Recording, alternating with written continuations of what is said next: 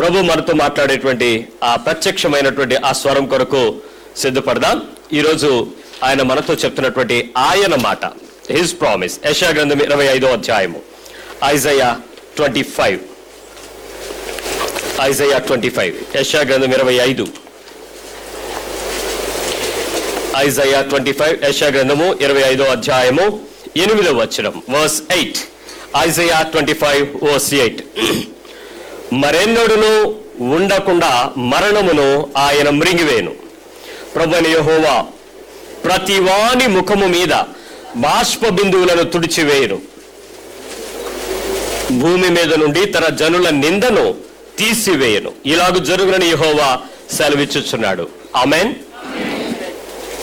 ఎండకు పట్టిన చెమటే కావచ్చు, నీ ఇంట్లో ఉన్న సమస్యకు పట్టిన చెమటే కావచ్చు, ఆ తీవ్రమైన పరిస్థితులు ఒత్తిడికి గురి చేసినప్పుడు నీ శరీరంలో నుంచి వస్తున్నటువంటి ఆ వేడి, లేక ఆ బాష్ప బిందువు, ఆ నీటి ఆ స్వేద బిందువులు ఏవైతే నీ కన్నీరు, నీ బాష్పంలోంచి వస్తున్న కన్నీరు, ఆ నొప్పికి, వేదనకు, ఒత్తిడికి, పరిస్థితులకు, అసహజంగా నువ్వు స్పందిస్తున్న పరిస్థితుల మధ్య ఓపిక పట్టలేక పంటి బిగువున దాచిన నొప్పంతా ఒక్కసారి గుడ్లలో నుంచి తన్నుకుని బయటకు వస్తే నీ కన్నీరంతా నేను తుడుస్తానని ఆయన మాట్లాడుతున్నాడు.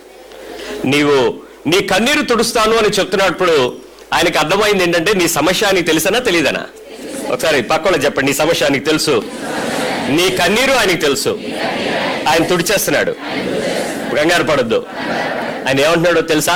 భూమి మీద నుండి తన జనుల నిందను తీసివేయను.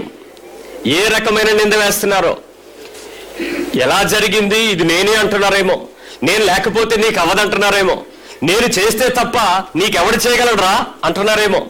ఆ మనుషులు వేయబోయే ప్రతి నింద నుంచి కూడా దేవుడు నీకు తుడిచేస్తున్నాడు. హల్లెలూయా. ఆయన నీ నిందనే తుడిస్తే నిన్ను ఖచ్చితంగా గొప్ప చేస్తాడా చేయడా? ఆయన అభివృద్ధి పరచువాడు, ఆయన గొప్ప చేయవాడు, తలను ముఖమును ఎత్తువాడు, నీ కొమ్మును ఘనతను హెచ్చించువాడు, నీ పక్షంగా ఉన్నవాడు. ఆమేన్. ఒకసారి మీ పక్క వాళ్ళకి ఈ మాట చెప్పండి. ఈరోజు దేవుడు నీతో చెప్తున్నాడు, మరణం ఉండదు, నీ కన్నీరు ఉండదు, నీ దుఃఖం ఉండదు, నీకు నింద ఉండదు. ఇది జరుగుతుందని దేవుడు నీతో చెప్పమన్నాడు. ఒకసారి ఇప్పుడు నువ్వు చెప్పు, నాతో కూడా చెప్పాడు. నేను ధైర్యంగా ఉండొచ్చు, నేను భయపడకూడదు, నింద వచ్చినా భయపడకూడదు, కన్నీరు వచ్చినా బాధపడకూడదు, అవమానం వచ్చినా నేను బాధపడకూడదు. దేవుడు తీసేసే రోజు ఇది. నాకు సహాయం చేసేవాడు, ఇజ్రాయేలును కాపాడువాడు, ఆయన ఎప్పుడు నిద్రపోడు. ఎందుకు నిద్రపోడో తెలుసా? ఎక్కడెక్కడ తన ప్రజల యొక్క కన్నీరుందో, ఏ పరిస్థితుల మధ్య నీ ఇంటి అవమానం నిండి ఉందో, ఏ పరిస్థితుల్లో నీవు నిందల మధ్య నడుస్తున్నావో ఆయన చూచువాడు గనక. అందుకే మోషే అడిగాడు, ప్రభు నేనేమని చెప్పను నీ గురించి అంటే, నేను చూచుచున్నవాడని ఉన్నవాడని చెప్పిల్లన్నాడు. ఇస్ గాడ్, నిన్ను చూస్తున్న దేవుడు. ఆమేన్. దేవుని యొక్క మాటను బట్టి ధైర్యం తెచ్చుకొని దేవుని కొరకు విశ్వాసంతో ముందుకు సాగిపోదాం.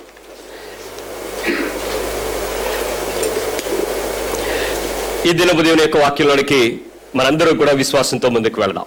మనం నేర్చుకుంటున్నాం, క్రీస్తు కొరకు విజయాన్ని, గెలుపును ఖచ్చితంగా పొందటానికి ప్రభు మనల్ని పిలిచాడు. అంతేకాదు, ఆయన కొరకు మన నడక, వీఆర్ కాల్డ్ టు వాక్, ఎందుకు నడుస్తున్నాము అనే విషయంలో చక్కటి విషయాలను నేర్చుకుంటూ ఉన్నాం.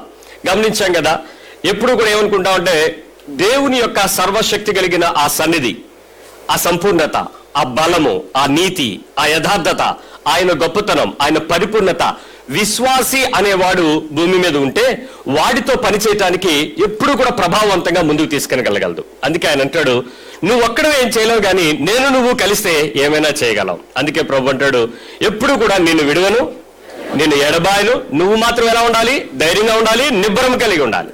పరిస్థితులు చూసి జంకిపోకూడదు, జారిపోకూడదు, నిరుత్సాహపడకూడదు ఎప్పుడు. అందుకే క్రైస్తవ విశ్వాసంలో మనం ఎప్పుడు కూడా చెప్పుకోవాలి.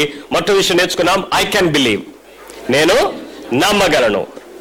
నిన్ను నమ్మాలి దేవుడు, నువ్వు కూడా దేవుని నమ్మాలి. పరిస్థితులు ఎలాంటివి వచ్చినా you can believe. Number 2, I can change, నేను మారగలను, నేను మార్పు పొందగలను. ఆయన మారలేనివాడు, మార్పు లేనివాడు, కానీ నిన్ను మార్చగలిగిన వాడు. నువ్వు అనుకోవచ్చు కొన్నిసార్లు, ఎవడేం చెప్పినా నేను మారను, నేను ఎలాగే ఉంటాను, కానీ దేవుడు చెప్తున్నాడు, నో, యూ కెన్ చేంజ్. నువ్వు చెప్పాలి, ఐ కెన్ చేంజ్.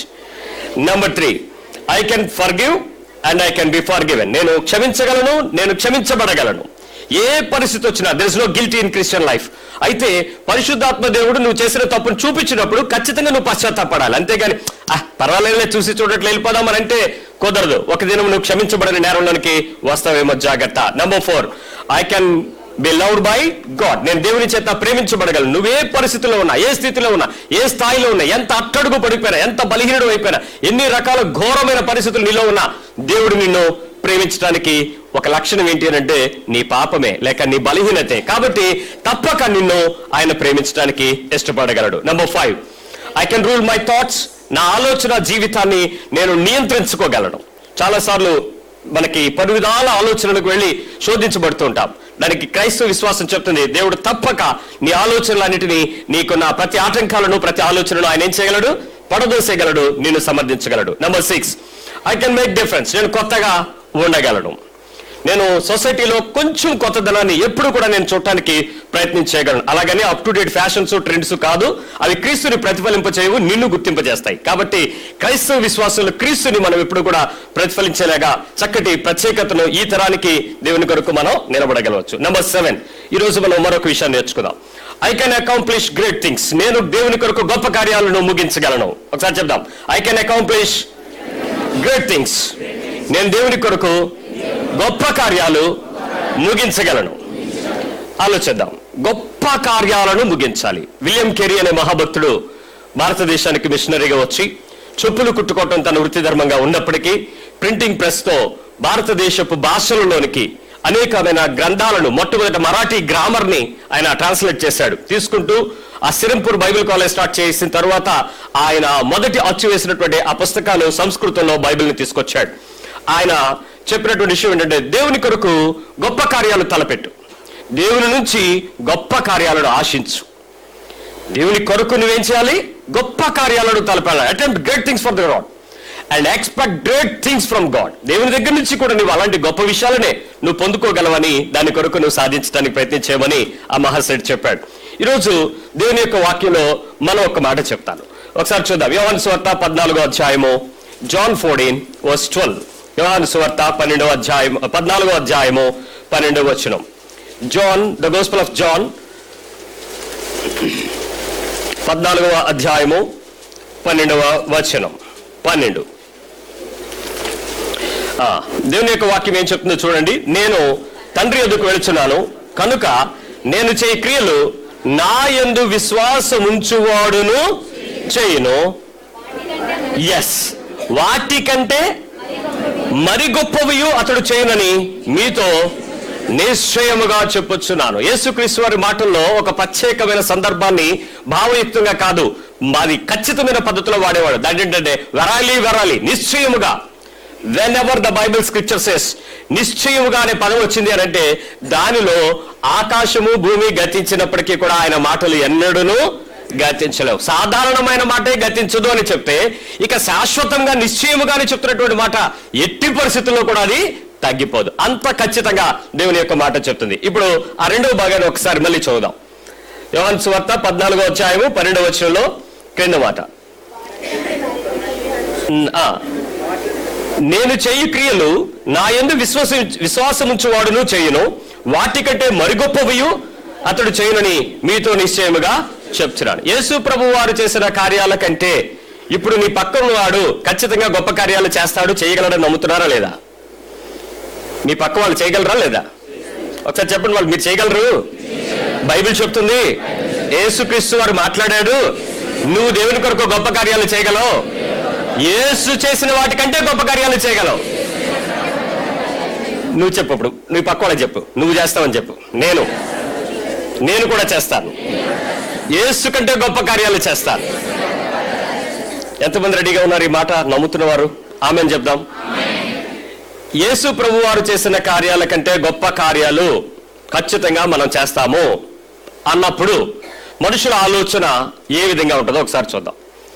ఏం ఆలోచిస్తున్నారు చెప్పండి. ఇప్పుడు మీరు గొప్ప కార్యాలంటే యేసు ప్రభు తర్వాత చేసే గొప్ప కార్యాలు ఏం ఆలోచిస్తున్నారు మీరు? Yes, miracles, healings, good. దయ్యాలను వదలగొట్టడం, వెరీ గుడ్. ఇంకా దైవిక స్వస్థత, ఎస్. ఇంకా ఏ అద్భుతాలు? ఏంటి యేసుక్రీస్తు కంటే గొప్ప కార్యాలు అనగానే మీ మైండ్లోకి ఏమొచ్చింది చెప్పండి? What's the great things? చచ్చిపోయిన వాడు లేపడం. ఎస్, లాజరు లేపాడు, చిన్న బిడ్డవాడు లేపాడు. ఇంకా నీటిపై నడవడం. ఆయన నడిచాడు, ఇప్పుడు నువ్వు ఏ బీచ్కైనా వెళ్ళిపోవచ్చు. రైట్. మీరు యేసు కంటే ఏం చేయాలి?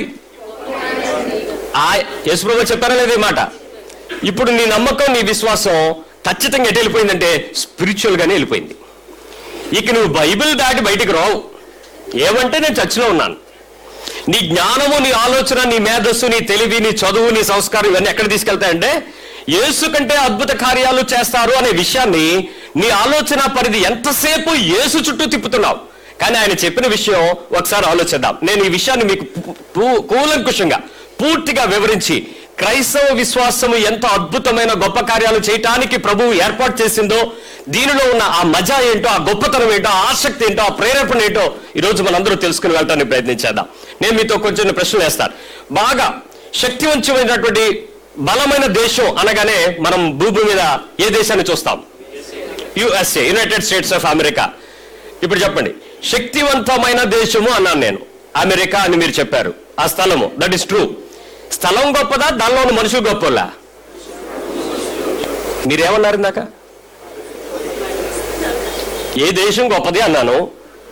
గురిజాడ మహాకవి గారు అన్నారు, దేశం అంటే మట్టి కాదోయ్, మనుషులోయ్. ఇప్పుడు మీరు అమెరికన్స్ గొప్పలా, అమెరికా దేశం గొప్పదా? ఇందాకేమన్నారు మీరు? అమెరికా గొప్పదన్నారు. ఇప్పుడు అమెరికా గొప్పదా, అమెరికాలో ఉన్న మనుషులను బట్టి అమెరికా గొప్పతనం వచ్చిందా? నేను ఒప్పించేటప్పుడు జాగ్రత్తగా ఒప్పుకోండి. మీరు బుర్ర పెట్టి ఆలోచిస్తే మీకు వేరే తెలుస్తాయి. రైట్. మనుషులే గొప్ప అండి. సంబడి సేస్ మనుషులే గొప్ప, అమెరికా భూమి ఏముంది మళ్ళాంటిది అక్కడది అంటున్నారు. ఏమో నీ ఆలోచన ఎలా ఉంది? ఓకే, ప్రభావవంతమైన ప్రపంచ దేశాల్లో ప్రస్తుతం గొప్ప నాయకుడు ఎవరు? పవర్ఫుల్ నాయకుడు ఎవరు? True, Obama. బిన్ లాడెనా? ఒబామా. ఏమిటి బరాక్ ఒబామా గారు గొప్పతనం ఏంటి? Is the president of United states of America. Right. ఆ దేశాలకు, ఆ దేశాల సంయుక్త రాష్ట్రాలకు ఆయన అధికారి. మళ్ళీ చెప్తున్నాను, ఒబామా గొప్పోడా, అధికారం గొప్పదా? మళ్ళీ చెప్పండి, ఏది గొప్పది? అంటే ఆ చైరే గొప్పతనం ఉంది, అందుకని ఆయనకేం గొప్పతనం లేదా? మరి ప్రభావవంతమైన శక్తివంతమైన నాయకుడు అంటే ఆల్ ద మిలిటరీ ఫోర్సెస్ ఆయన కంట్రోల్లో ఉన్నాయి. ఒక సపరేట్ నెంబర్ 1 ఫ్లైట్ లో రాగలడు. ఆయన ఈ దేశంలోకి వస్తున్నాడు అంటే మొత్తం దేశాన్ని మొత్తం వాళ్ళు జల్లెడ పట్టేస్తారు, ఫుల్ కస్టడీలోకి తీసుకుంటారు. ఆయన ఊపిరి తీసేది కూడా చెక్ చేసి వదులుతారు. అంత పరిస్థితి ఉంది. సో ఇప్పుడు ప్రభావవంతమైన శక్తివంతమైన నాయకుడు అనగానే ఒక దేశానికి సంబంధించి వ్యక్తి యొక్క గొప్పతనమా, పదవా, అధికారమా అంటే మనకు కొంచెం డైలమాలో ఏర్పడ్డాం. రైట్. ఈ 19వ శతాబ్దపు యొక్క 19-20 శతాబ్దాలకు ప్రపంచంలో ఉన్న నెంబర్ 1 నాయకుడు ఎవరు అని అంటే మహాత్మా గాంధీ గారు అని చెప్తారు. మహాత్మా గాంధీ గారు. ఏమిటి గాంధీ గొప్ప, గాంధీ సిద్ధాంతం గొప్ప? Again something wrong. గాంధీ గొప్ప, సిద్ధాంతం గొప్ప? గాంధీ గొప్ప అయితే ఏం గొప్ప? మనిషా, భారతదేశంలో పుట్టడమా, లేక సత్యాగ్రహ యుద్ధమా, ఏంటి? ఆయన సిద్ధాంతం గొప్పదా? రైట్. నీకు ఒక విషయం ఆలోచన వస్తుంది. రైట్. క్రైస్తవ సంఘాలన్నింటిలో పెద్ద సంఘం ఏది? పెద్ద సంఘం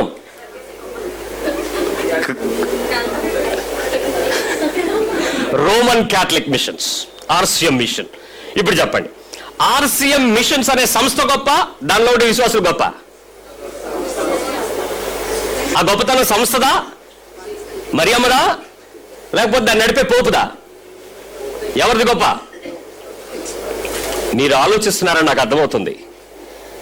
గొప్ప అనగానే దానికి ఒక డిగ్రీ ఆపాదించుకుని దాని నుంచి నువ్వేదో ఆలోచిస్తున్నావు. మరొక విషయం అడుగుతాను. ఇప్పుడున్నటువంటి సంఘాల్లో ఈ చర్చికి, ఈ బాడీ ఆఫ్ క్రైస్ట్ అని పిలువబడుతున్న రకరకాల పేర్లతో బ్యాప్టిస్టు, లూథరన్, మెథడిస్టు, మార్మన్, ఏవో రకరకాల ఫెలోషిప్లు, ఇవన్నిటికీ సంబంధించి చర్చిలో ఆ సంఘము యొక్క కంప్లీట్ పవర్, ఆ సంఘం యొక్క శక్తి దేని మీద ఆధారపడింది? సంఘము, ఈ దినము నేటి దినాల్లో పిలువబడుతున్న సంఘము యొక్క గొప్ప శక్తి ఇందాకెవరో పెద్ద చర్చ్ అంటే కల్వరి టెంపుల్ అన్నారు, రైట్. ఇప్పుడు అలాంటి టెంపుల్లో శక్తి, పవర్ అంతా దేని మీద ఆధారపడి ఉంది? Is it the pastor, building, or the people attending to the church? ఏది? ప్రజలు సంఖ్యను బట్టి ఆ ప్రదేశంలో అటెండెంట్ అవుతున్న వారు ముఖ్యమా, ప్రీచ్ చేస్తున్న నాయకుడు ముఖ్యమా, లేక ఆ ప్రదేశంలో కట్టబడిన బిల్డింగ్ ముఖ్యమా? ఏది గొప్ప చెప్పండి? ఇక్కడ ప్రభువు గొప్ప, ప్రజలు గొప్ప? ప్రభువు ప్రజలు లేకుండా ఇంకేదైనా గొప్ప ఉందా ఇక్కడ? సో ఇప్పుడు మీరు అర్థం చేసుకోవాల్సిన విషయం ఏంటంటే, క్రైస్తవ విశ్వాసంలో శక్తి అంతా విశ్వాసులదే. ఎవరిది? పాస్టర్లు కాదు. ఎప్పుడు పాస్టర్లను వెంబడించకండి, ఎప్పుడు వెంబడించకండి, ప్రవక్తలను వెంబడించకండి. నమ్మండి, వారి మాటలు నమ్మండి, ఉపదేశాన్ని నమ్మండి. వాళ్ళని వెంబడించేటప్పుడు వాళ్ళ విశ్వాసం కడమట్టుకు ఎలా ఉన్నారో చూసుకుని నమ్మమని బైబిల్ మనకి హెబ్రీ 13:7 చెప్తున్నాడు. మంచిది. ఒక విషయం ఆలోచిద్దాం. ఈరోజు ఆ శక్తి పూర్తి స్థాయిలో విశ్వాసంలో ఉంటే అది యేసుక్రీస్తు వారు కోరుకుంటున్నటువంటి సంఘం అయ్యింది. ఆస్తి ఉండక్కర్లేదు విశ్వాసులకి. ఏముండాలి? ఆత్మ ఉండాలి. ఆస్తి కాదు కావాల్సింది, పరిశుద్ధాత్మ ద్వారా నడిపించబడే సంఘముగా మనిషి నిలబడాలి. రైట్. ఇప్పుడు చర్చిలో గుడ్డు కలిసి ఉంటారు, బ్యాడ్ కలిసి ఉంటారు. ఉన్నారా లేదా? ఓన్లీ గుడ్డే ఉన్నారు ఇక్కడ. రైట్. ఇప్పుడు గుడ్ అనే వాళ్ళందరి గురించి ఒకసారి ఆలోచిస్తే వాళ్ళల్లో ఎంత గుడ్డు ఉంటుంది? 100% గుడ్డు ఉంటుందా? ఉండదు. ఉండదా? ఉండదు. బ్యాడ్ అనే వాళ్ళల్లో ఎంత పర్సెంట్ బ్యాడ్ ఉంటుంది? 100% బ్యాడ్ ఉంటుందా? ఉండదు. అంటే ఇక్కడ కొంత ఉంటుంది, అక్కడ కొంత ఉంటుంది, ఇవన్నీ కలిపి ఇక్కడ ఉంటుంది. ఇప్పుడు చెప్పండి, సాతానులో గుడ్డు ఎంత ఉంటుంది చెప్పండి. ఇప్పుడు నీ 0 పాయింట్ నో. రైట్. నేనేమి లాజిక్లు చెప్పటం లేదు మీకు. సాతానులో గుడ్డు ఏమీ లేదు అని మీరు అన్నప్పుడు క్రైస్తవ్యంలో వచ్చిన వ్యక్తిలో, క్రైస్తవుని వెంబడిస్తున్నటువంటి వ్యక్తులలో ఖచ్చితంగా ఎంతో కొంత గుడ్, మంచి అనేది ఇక్కడ ఉంది అన్న విషయం మీకు అర్థమైంది, నాకు అర్థమైంది. యేసుక్రీస్తు వారు భూమి మీదకి వచ్చి ఇక్కడి నుంచి వెళ్ళిపోయేటప్పుడు ఆయన నీతో పనిచేయడానికి ఆ చిన్న మంచితనం చాలు, ఆ కొద్దిపాటి మంచితనం చాలు. ఏదో ఎక్కువగా లేకపోయినందువల్ల నువ్వు బాధపడక్కర్లా. నీకున్న ఆ కొద్దిపాటితోనే ప్రభు పని చేయడానికి ఎప్పుడూ కూడా సంఘాల్లో ఎదురు చూస్తూనే ఉన్నాడు. ఆయన ఈ రోజు నీతో ఆ గొప్ప పని చేయించడానికి సిద్ధపడతా ఉన్నాడు. ఎందుకో తెలుసా? సాతాను పూర్తిగా బ్యాడ్ కాబట్టి వాడిని ఏం చేయలేకపోయాడు దేవుడు. కనీసం పడగొట్టడానికి వాడిని వాడుకున్నాడు. ఈ రోజు నీలో కొంచెమైనా మంచితనం ఉంది, దేవుని యొక్క మంచితనం ఉంది కాబట్టి దానితో తిరిగి తన పనికి గొప్ప కార్యాలు చేసేటానికి నిన్ను వాడుకోవాలని ఆయన ఇష్టపడతా ఉన్నాడు. యోహాను సువార్త 14వ అధ్యాయంలోనే 18వ వచనంలో మనం చూసినప్పుడు ఆయన ముందే అన్నాడు, మిమ్మల్ని అనాథులుగా విడువను, మీ యొద్దకు వత్తును. ఏమన్నాడు? అనాథులుగా అంటే ఎప్పుడు ఉంటాడో లేదా మనతో? గమనించండి, మీరు అనాథులు కాదు, మీతో ఎప్పుడు కూడా ప్రభు ఉండబోతున్నాడు. ఆయన ఎప్పుడు కూడా మీతో నడవబోతున్నాడు. ఎప్పుడు కూడా మీతో ఆయన తన పరిపూర్ణమైన జీవితాన్ని చూపించడానికి ఇష్టపడతా ఉన్నాడు. ఈరోజు మన విశ్వాస జీవితంలో ఆ క్రీస్తునందున్న ఆ సంపూర్ణతను మనం సంపాదించుకోవడానికి ప్రయత్నించేద్దాం. ఒకసారి ఆలోచిద్దాం. యేసుక్రీస్తు వారు ఇందాక మీకు చెప్పినట్లు ఈ భూమి మీదకు వచ్చినప్పుడు చెప్పినటువంటి పని ఏదైతే ఉందో ఆ పనిని ఎలా కొనసాగించాలనుకున్నాడో మన ద్వారానే కొనసాగించాలనుకున్నాడు. ఎవరో వచ్చి చేస్తారని అనుకోలా, మనతోనే చేద్దాం అనుకున్నాడు. ఎందుకంటే ఆయన భూమి మీదకి వచ్చినప్పుడు శరీరము కలిగి ఫిజికల్ బాడీతో భూమి మీదకి వచ్చాడు, ఫిజికల్ బాడీతో భూమి నుంచి వెళ్ళిపోయాడు. ఇప్పుడు మనతో స్పిరిచువల్ బాడీతో పని చేయాలని ఎదురు చూస్తున్నాడు. ఆయన ఫిజికల్ బాడీగా, శారీరక భూమి మీదకి వచ్చి ఎత్తబడి మనతో ఆత్మీయమైన శరీరంతో పని చేయాలనుకుంటున్నాడు. ఎవరు ఆత్మీయమైన శరీరం? ఇప్పుడు ఇదిగో నీ పక్కన కూర్చుంది చూడు. ఎవరైతే నీ పక్కన ఉన్నారో ప్రతి వ్యక్తి ఆత్మ సంబంధమైన దేహము, శరీరం కలిగిన వారము.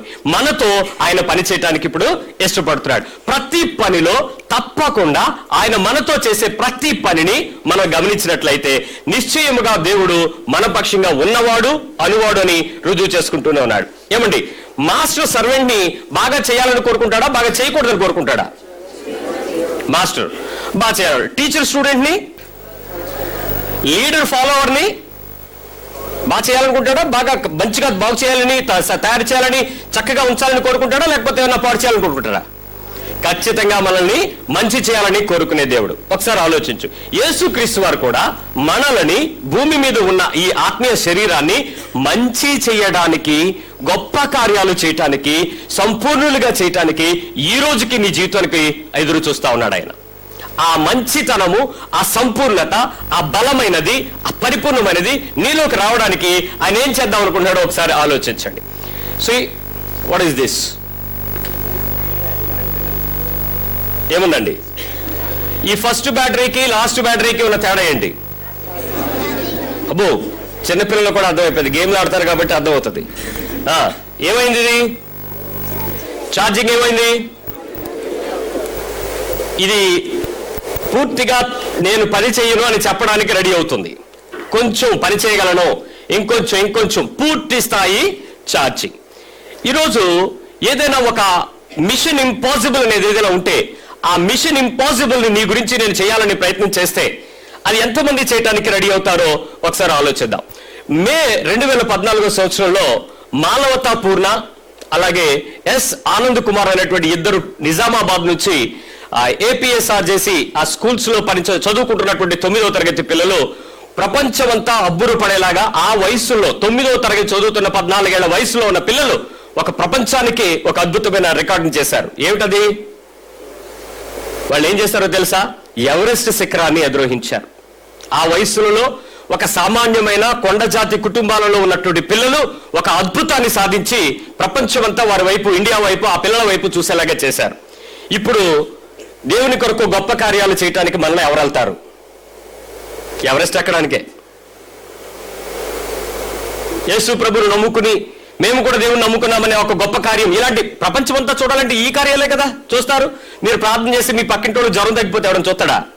టీవీ నేను వచ్చి ఏమైనా రికార్డ్ చేస్తాడా? చేయరు. ఈ పని చేయండి, మీరు ఖచ్చితంగా రికార్డ్ చేయబడతారు. ఏదో ఒక గొప్ప పని చేయటానికి, ఏదైనా ఒక గొప్ప పనిలో అనేక మందికి ఇది చేస్తున్నాను అది చేస్తున్నానని చూపించుకోవడానికి ఏదో ఒక తాపత్రయం ఈరోజు క్రైస్తవ విశ్వాసంలో కొనసాగుతూనే ఉంది. అయితే దేవుని దగ్గర ఈ గొప్ప పని చేయటానికి నీ లోపల శక్తి ఎలా ఉండాలి? ఏ స్థాయిలో ఉండాలి చెప్పండి? మొదటి స్థాయా, ఆఖరి స్థాయా? ఈ స్థాయిలో ఉంటే తప్ప నువ్వు పని చేయలేవు. ఇప్పుడు చెప్పు, నీలో ఎంత శక్తి ఉందని ప్రభువు కొరకు అంత శక్తివంతమైన కార్యాలు చేయడానికి నువ్వు రెడీ అవుతున్నావు. What is your energy levels? నీకున్న మంచితనము ఒక క్రైటీరియా. నీతో ప్రభు పని చేయడానికి నిరాటంకంగా, నిరభ్యంతరంగా నీతో పనిచేస్తాడు. ఇప్పుడు నీ లోపల ఎంత శక్తి ఉంది, ఎంత ప్రభావవంతంగా నువ్వు దేవుని కొరకు పనిచేయడానికి సిద్ధపడగలవు? ఆలోచన చేయండి.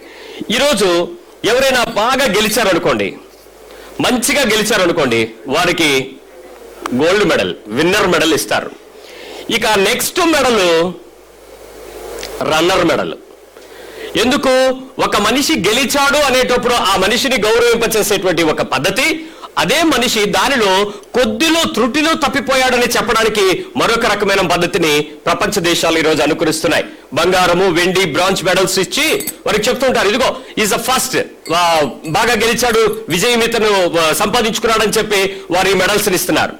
ఈరోజు క్రీస్తు కొరకు గొప్ప కార్యాలు చేసిన వారికి ఎవరు మెడల్ ఇస్తారు? ఎక్కడ మెడల్ దొరుకుద్ది? నిజం చెప్పండి, పరలోకంలోనూ భూమి మీద? ఎక్కడో ఎప్పుడో ఎవరు ముందు ఇస్తాడో ఏమవుద్దో తెలియని దానికి పోరాటం అవసరం అంటారా? ఈ గొప్ప కార్యాలు చేయడానికి తిప్పలు పడ్డ అవసరం అంటారా? ఇక్కడ ఎవరైనా గుర్తింపు ఉండి ఇలాంటి గొప్ప విషయాల్లో, లేకపోతే ఇలాంటి అద్భుతమైన విషయాల్లో మీకు ఎవరైనా ఇస్తామంటే అప్పుడు ఏం చేస్తారు? మీ పరుగు పందాన్ని గురి యొద్దకు పరిగెట్టడానికి మీకు విజయం ఉంది అని అంటే దీని కొరకు విశ్వాసి ప్రయత్నం చేస్తున్నాడు. ఈ ప్రయత్నాలలో నీ విశ్వాస జీవితంలో శక్తివంతంగా నీ అంతరంగంలో దాగి ఉన్న పరిస్థితుల మధ్య నువ్వు నేర్చుకోవాల్సిన, తెలుసుకోవాల్సిన ఆ గొప్ప పని, ప్రభువు కొరకు నీవు ఆ గొప్ప కార్యాలు చేసే వ్యక్తిగా, ఆ వ్యక్తివి నీవేగా ఉండాలని యేసుక్రీస్తు వారు కోరుకుంటూ నీ గురించి ఒక ఆలోచన చేస్తా ఉన్నాడు. విశ్వాసం ద్వారానే గొప్ప కార్యాలు చేస్తాం, రైట్? ప్రతి ఒక్కరికి ఉన్నది విశ్వాసపు స్థాయి. రెండోది, విశ్వాసం ద్వారా గొప్ప కార్యాలు చేయడానికి ఆధారం ఎవరు? యేసు క్రీస్తు. క్రీస్తు ద్వారా. ఇప్పుడు క్రీస్తు ద్వారా పరిమాణం ఎంత ఉండాలి? నువ్వు గొప్ప కార్యాలు చేయడానికి విశ్వాస పరిమాణం ఎంత ఉండాలి? ఎంత ఉండాలి? ఆవకాయ ఎంత, ఆనపకాయ ఎంత? ఆవగింజంత. ఎంత ఉండాలి? ఇప్పుడు నీ విశ్వాస ప్రమాణమును బట్టి నీ ప్రయత్నము, నీ ప్రయత్నము మీద నీ విశ్వాసము, విశ్వాసం మీద నీ విజయము.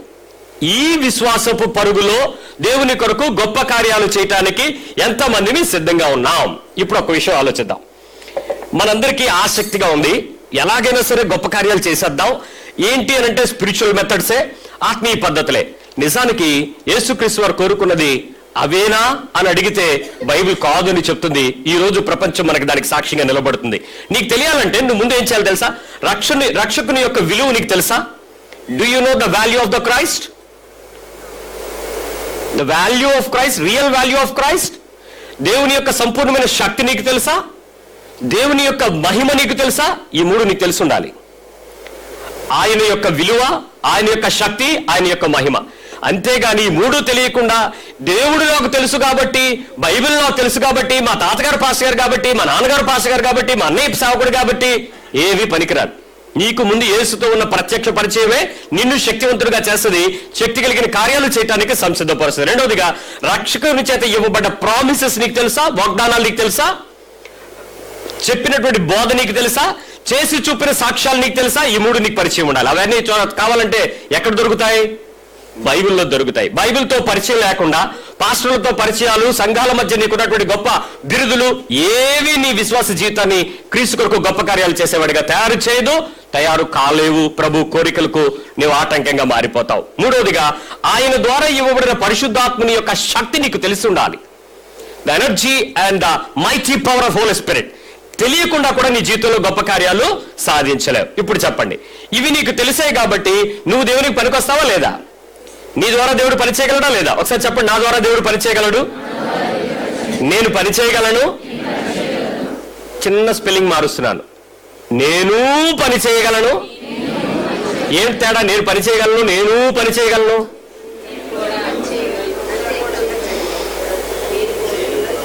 ఇప్పుడు ఎవరైనా మీరు పని చేస్తారండి అన్నాం అనుకోండి, అలాగే అని ఊపుతాం. ఒక్క నిమిషంలో నీకు డౌట్ వస్తుంది, నేనే.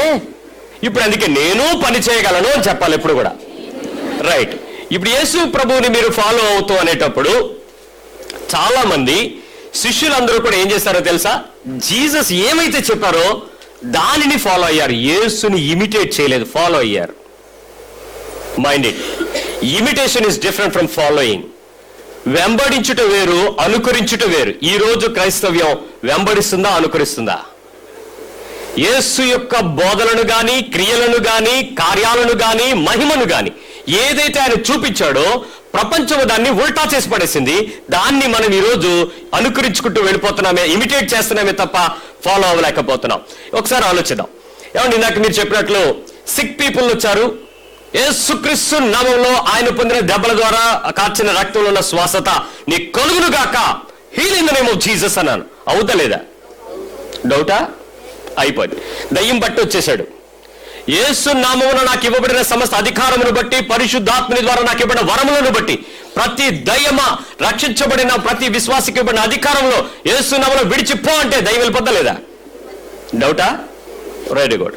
ఇప్పుడు సిక్ పీపుల్ని హీల్ చేసేటప్పుడు ఎంత ఎక్కువ మంది యేసు ప్రభుని నమ్ముతారు, ఎంత ఎక్కువ మంది యేసు ప్రభుని చూపిస్తారు? దయ్యాలను వెళ్ళగొట్టేటప్పుడు ఎంత ఎక్కువ మంది దేవుని నమ్ముతారు, ఎంత ఎక్కువ మంది దేవుని చూపిస్తారు? మూడో విషయం, ప్రవచనాలు, దర్శనాలు. ఆల్ ద ప్రొఫెసీస్, చక్కటి ప్రవచనాలు, అద్భుతాల గురించి, ఆశ్చర్యాల గురించి, జీవితాల గురించి, చాలా విషయాల గురించి. ఈ మధ్యకాలంలో ఒక నీగ్రో ఒక ప్రవచనం చెప్పాడు. ప్రపంచం కదిలిపోబోతుంది అన్న విషయం దేవుడు నాతో చూపిస్తున్నాడు. It's going to Sheikh with an earthquake which it is a massive deaths అని చెప్పాడు ఆయన. ఫేస్బుక్ లో చాలా ఎక్కువగా ఆయన వీడియో ఫ్లోట్ అవుతా ఉంది. ఎప్పుడు మనకి ఇక్కడ నేపాల్లో భూకంపం రాకమునుపు చెప్పిన వీడియో. ఆ తర్వాత ఎన్నో భూకంపాలను ఆయన చెప్పిన ప్రకారం, ఇదిగో ఈ ప్రవక్త చెప్పాడు, ఈ ప్రవక్త చెప్పాడు, ఈ ప్రవక్త చెప్పాడని ఇప్పుడు ఎవరిని వెంబడిస్తున్నారు? మీకు తెలుసు ఎవరిని వెంబడిస్తారు. రైట్. ఇప్పుడు ఈ ప్రవచనాలు, దర్శనాలు, ఇప్పుడు ఎవరిని వెంబడిస్తారు? యేసుని చూపిస్తారా లేక వాటిని నమ్ముతారా? దేన్ని చూస్తారు చెప్పండి? Healings, deliverance, prophecies. ఎవరు కనపడతారు అవతల? పర్సనా, ప్రభువా? తప్పు ఎక్కడుంది? ఏదో అంటే నువ్వు ఇమిటేట్ చేస్తున్నావు కాబట్టి నిన్ను ఫాలో అవుతున్నారు. నువ్వు ఫాలోవర్ అయితే ఖచ్చితంగా వాళ్ళు నీలో నుంచి యేసుని ఫాలో అయ్యాలి. మొదటి అపోస్తలుల తరం వారు యేసు నామమున చేసిన ప్రతి అద్భుతాన్ని బట్టి, ఆశ్చర్య సూచక మహత్కార్యాలను, విడుదలను బట్టి ఎవరైనా వాళ్ళని వెంబడించినట్టు బైబిల్ ఉందా? యేసుని వెంబడించినట్టుందా? ఇప్పుడు ఏం జరుగుతుంది? యేసు ప్రభులాగా కార్యాలు చేయటం మానేసి యేసు ప్రభులాగా కనపడడానికి, యేసు ప్రభులాగా చూపించుకోవడానికే మనుషులు రకరకాల తాపత్ర ప్రయత్నాలు చేస్తున్నారు. ప్రభు ఏమన్నాడు చెప్పండి? నా వెనక వచ్చేవారు నాకంటే శక్తి కలిగిన కార్యాలు, గొప్ప కార్యాలు చేస్తారు. You can accomplish great things. ఇప్పుడు మీరు యేసు ప్రభు కంటే గొప్ప వాళ్ళు అయ్యారా లేదా? హలో, పాస్టర్లు అయ్యారా లేదా? ఏం మాట్లాడరేమండి? బాధ, భయమా? అబద్ధం మాట్లాడుకుంటాం ఏంటి? ఎవరు గొప్పవాళ్ళు అవుతున్నారు? ఇప్పుడు బెన్నిహిన్ గారు గొప్పవాళ్ళు అయ్యారా? అక్కడ ప్రభు గొప్పవాడు అవుతాడా? ఐ డోంట్ మైండ్ బెన్నిహిన్ గారి గురించి నేను అపార్థంగా మాట్లాడట్లేదు, దయచేసి ఇంకోలా ఆలోచించద్దు. ఎవరు గొప్ప? ఫోకస్ అంతా ఎవరి మీద? నాకు ఒక బ్రదర్ ఫోన్ చేసి చెప్పాడు, బ్రదర్ నాకు లోపలికి వెళ్ళడానికి అవకాశం లేదు బ్రదర్, నాకు ఆయన బెన్నిహిన్ గారు నేను దగ్గరికి వెళ్ళలేకపోయాను బ్రదర్ అని. He cried literally from that country, Philippines నుంచి. ఎందుకు ఏడుస్తున్నావురా బాబు అని అంటే, ఆయన దగ్గరికి వెళ్ళలేకపోయినాడు. ఎప్పుడైతే ఒరే బాబా ఆయన యేసు ప్రభు కాదురా, ఆయన మనిషిరా. మీకేం బ్రదర్ మీరు అలాగే అంటారు? మాకు ఇక్కడ ప్రస్తుతానికి ఆయనే దేవుడు, మొత్తం టీవీలు నిండా ఆయనే, కటౌట్లు నిండా ఆయనే, ఎక్కడ చూసినా యాడ్స్ అన్నీ ఆయనవే. ఇప్పుడు ఆయన దగ్గరికి వెళ్ళాలని మాకు ఎంత తపనో తెలుసా? నిజం చెప్పండి, ఏమో తెలితే ఏదో జరుగుద్ది. ఇంతకీ అక్కడ మహిమ ఎవరిది? దేవుడిదా? Okay, very good. మీరేం బాధపడకండి, కొన్ని నిజాలు ఇలాగే ఉంటాయి. ఇప్పుడు ఇవన్నీ కూడా ఇప్పుడు యేసు ప్రభువుని ఫాలో అయ్యేలాగా అవుతున్నాయా, వ్యక్తిని ఫాలో చేస్తున్నాయా? Okay, right. ఇప్పుడు మనకు కావాల్సిందల్లా యేసు క్రీస్తుని, వాక్యాన్ని, పరిశుద్ధాత్మని నమ్మడం. ఇక్కడ వెళ్ళే వాళ్ళందరూ అలాంటి పెద్ద పెద్ద దైవజనులు, చిన్న దైవజనులు, మరి చోట టీవీ, మీడియా, ఇలాంటి ఏ రకమైన ఇంటర్నెట్ మాలాగా ఇలాంటి బోల్డ్ మంది దైవజనులు ఫాలో అయిపోయే ఫ్యాన్లు, లైట్లు ఇవన్నీ ఉన్నాయి కదా. వీళ్ళందరూ ఒకసారి ఆలోచిస్తే వీళ్ళకి మూడు తెలీదా? దేవుని శక్తి తెలీదా? చెప్పండి. వాక్యం తెలీదా? పరిశుద్ధాత్మ శక్తి తెలీదా? ఈ మూడు తెలుసు కాబట్టి వాళ్ళ ద్వారా దేవుడు అద్భుతాలు, ఆశ్చర్యాలు, సూచక్రియలు, మహత్కార్యాలు కంటే యేసు ప్రభు చేసిన వాటికంటే గొప్ప కార్యాలు చేయగలరా లేదా? రైట్. ఈ విషయం అర్థం కాలేదు. యేసు ప్రభు వారు భూమి మీదకి వచ్చిన వెంటనే దేవుడిని నువ్వు నమ్మడం తర్వాత, దేవుడు నిన్ను నమ్మిన తర్వాత యేసు ప్రభు చేత నిన్ను నడిపించడానికి వాడుకునేటప్పుడు చేసిన పనులేంటో తెలుసా పిల్లరా? Social, medical and spiritual. యేసు ప్రభు వారు చేసిన పనులు ఈ మూడు. నెంబర్ 1 సామాజిక పరమైన, నెంబర్ 2 ఆరోగ్య సంబంధమైన లేక అనారోగ్య సంబంధమైన, 3 ఆత్మ సంబంధమైన. ఫస్ట్ థింగ్స్ ఏంటంటే ఈక్వాలిటీని బోధించుకుంటూ వచ్చాడు. దట్స్ అ సోషల్ ఇన్బ్యాలెన్స్మెంట్ ఉంది. అప్పటికి శాస్త్రులు వేరు, ఇజ్రాయేలు వేరు, వీళ్ళు వేరు, వాళ్ళు వేరు అనే తేడా ఉంది. ఫస్ట్ ఆయన బోధించింది ఏంటంటే అందరూ దేవుని పిల్లలే. ఒరే ఇక్కడ శాస్త్రీయ అయితే నువ్వు గొప్ప కాదు, నీ సంగతి ఏంటో చూసుకో, సున్నం కొట్టిన సమాధి అన్నాడు. రాజు గురించి మాట్లాడుతూ నక్కా అన్నాడు ఆయన. ఎవరిని వదిలిపెట్టలేదు. అరే ఈక్వాలిటీ ఉంది ఇక్కడ. స్త్రీకి పురుషుడికి పెద్ద తేడా ఏమి కాదు. కుమారి నువ్వు తప్పు చేసినా పర్వాలేదు లే అన్నాడు. ఎప్పుడు కూడా ఈక్వాలిటీ. ఆయన చేపించే సోషల్ ఇష్యూస్, యూనిటీ, అందరినీ కూడా ఐకమత్యంగా ఉండండి అనే విషయాలు బోధించుకుంటూ వచ్చాడు. అంతేకాదు అన్ని చారిటీ విషయాలు, ప్రేమ విషయాలు, జాగ్రత్త చూసుకునే విషయాలు, ఇవన్నీ సమాజానికి అవసరమని ఆయన చేశాడు. Number 2 medicals, healings, deaths, miracles, ఇవన్నీ. 3 స్పిరిచువల్స్, ఆత్మ సంబంధమైన ప్రబోధాలు, అనేకమైన బోధలు. ఈ రోజు నువ్వు నేను యేసు ప్రభుని ఎందుకు వెంబడిస్తున్నావు? Because of the teachings. నీకు ఫస్ట్ది తెలియదు, రెండోది జరగలేదు, అయినా యేసును వెంబడించడానికి కారణం బికాస్ హిస్ టీచింగ్స్, ఆయన బోధలు. రైట్. యేసు ప్రభువుని నమ్ముకున్న తర్వాత ఇప్పుడు మీరు అద్భుతాలు చేస్తారు, గొప్ప కార్యాలు చేస్తారు, మీరు నా వెనక వచ్చేవాడు నాకంటే అద్భుతాలు చేస్తారని చెప్పేశాడు కాబట్టి, ఆయన ఎందుకు విశ్వాసం ఉంచుతున్నారని తెలిసిపోయింది కాబట్టి, ఇప్పుడు ఏమేమి అద్భుతాలు చేశారో నేను చెప్తాను చూడండి. 2 విషయాలు ఉంటాయి, శారీరకమైనవి, ఆధ్యాత్మికమైనవి. ఈ 2 విషయాలలో ప్రభువు చెప్పిన విషయాలు, ప్రపంచం అర్థం చేసుకునే విషయాలను ఒకసారి గుర్తు చేసుకుందాం. నెంబర్ 1 ఆయన చెప్పిన విషయం ఏంటో చెప్తాను. ఈ కార్పొరల్ వర్క్స్ ని ఆయన మొట్టమొదటి ప్రమోట్ చేసి చెప్పాడు. ఆకలిగా ఉన్న వారికి ఏం చేయమన్నాడు? పెట్టమన్నాడా లేదా? నెంబర్ 1. నెంబర్ 2 ఆ దాహం కొనిన వారికి, బట్టలు లేని వారికి, షెల్టర్ లేని వారికి, పరదేశికి ఏం చేయమన్నాడు? స్థానం చేర్చుకోమన్నాడు. మరి ఆ రోగులుగా ఉండే వారిని వెళ్ళి పరామర్శించమన్నాడు. జైల్లో ఉన్న వాళ్ళని ఆదరించమన్నాడు. మరి చనిపోయిన వాళ్ళని పాతి పెట్టడానికి పరిచర్య కూడా చేయమన్నాడు. ఈ విషయాలు, ఈ 7 అంశాలను కూడా యేసుక్రీస్తు వారి జీవిత విధానంలో ప్రపంచమంతటికి అర్థమైనటువంటి ఆయన చెప్పినటువంటి విషయాలు. ఇవి లిటరల్లీ ఆయన చెప్పిన విషయాలు. రైట్. సమాజంలో ఆయన మరికొన్ని విషయాలను మనకు బోధించాడు. స్పిరిచువల్ ఇష్యూస్ ఎలా ఉంటాయో ఒకసారి ఆలోచిద్దాం. నెంబర్ 1 తెలియని వారికి నువ్వు ఎప్పుడైనా ఏమైనా విషయం తెలియజేశావా? ఇగ్నోరెంట్ కి నువ్వేమైనా ఇన్స్ట్రక్ట్ చేశావా? నీకు తెలిసింది ఇతరులకు ఎవరికో తెలియంది, నువ్వెప్పుడైనా దాని గురించి ఆలోచించావా? నెంబర్ 2 అనుమానంగా ఉండే వాళ్ళకి తేట తెల్లం చేయగలిగిన కౌన్సిల్ చేశావా? డౌట్ఫుల్, రకరకాల అనుమానాలు ఉంటాయి. అనుమానంగా ఉండే వాళ్ళకి నువ్వే రకమైన సహాయం చేయగలిగావు. నంబర్ 3, ఈ పాపంగా ఉండేవారికి దాని నుంచి బయటకు వచ్చే మార్గం ఏమైనా చెప్పావా?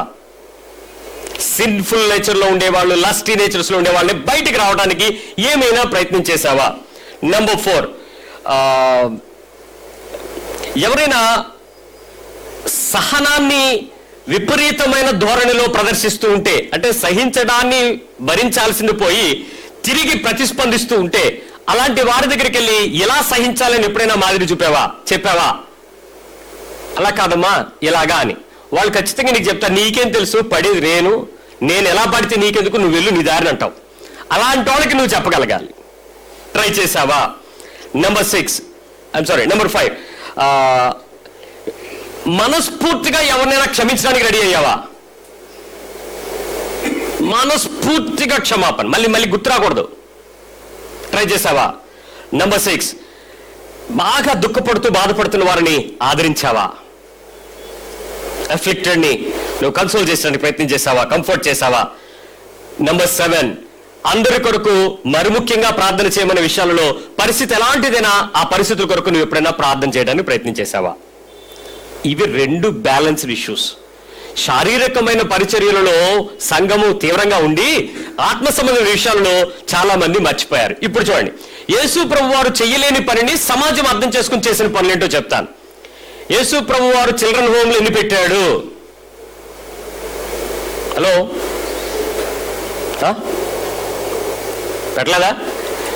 యేసు ప్రభు వారు చిల్డ్రన్ హోమ్లు ఏం లేవు కదా. ఇప్పుడు ఎన్ని ఉంటాయి సుమారు?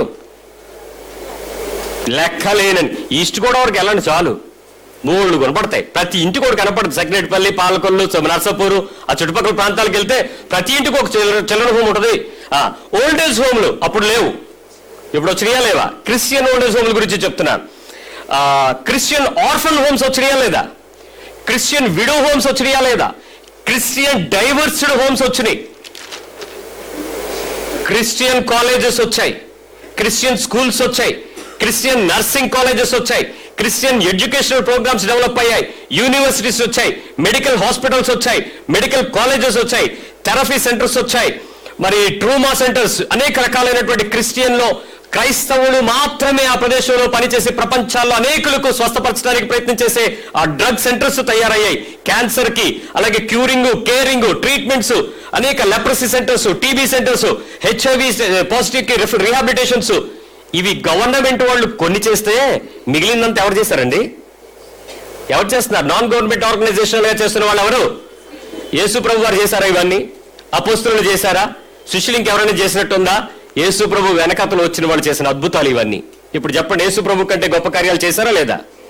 జరుగుతున్నాయా లేదా? ప్రపంచంలో అనేకమైన మినిస్ట్రీ జరుగుతుంది అని అంటే యేసు ప్రభు చెప్పిన మాట అది. ఇప్పుడు ఆలోచిద్దాం.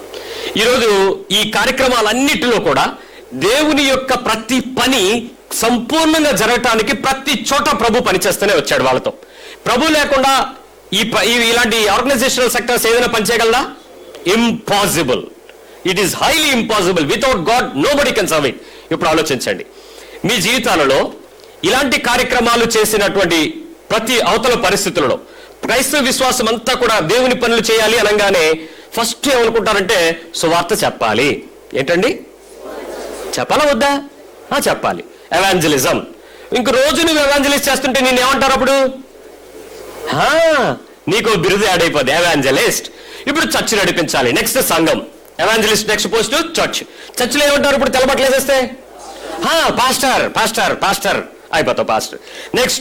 Next ministry, next meetings, next focal ministries, TV కానీ అదర్ యాక్టివిటీస్ కానీ సంబంధించి. ఇప్పుడు టోటల్ ఎయిమ్ అంతా కూడా యేసు ప్రభు కంటే గొప్ప కార్యాలు చేయాలన్నా, యేసు ప్రభు కంటే గొప్ప కనపడాలన్నా? ఏమండి, నన్ను తప్పు అర్థం చేసుకుంటున్నారు.